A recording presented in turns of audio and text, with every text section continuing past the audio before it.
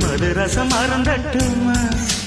விடுகின்ற வரையில் முடிகின்ற வரையில் கவிதைகள் எழுதட்டுமா முத்தம் என்ற கடலில் முத்து குளிப்போமா அழகு அழகு ஓ நீ நடந்தால் நடையழகு அழகு நெருங்கி வரும் இடையழகு அழகு வேலெறியும் விழியழகு அழகு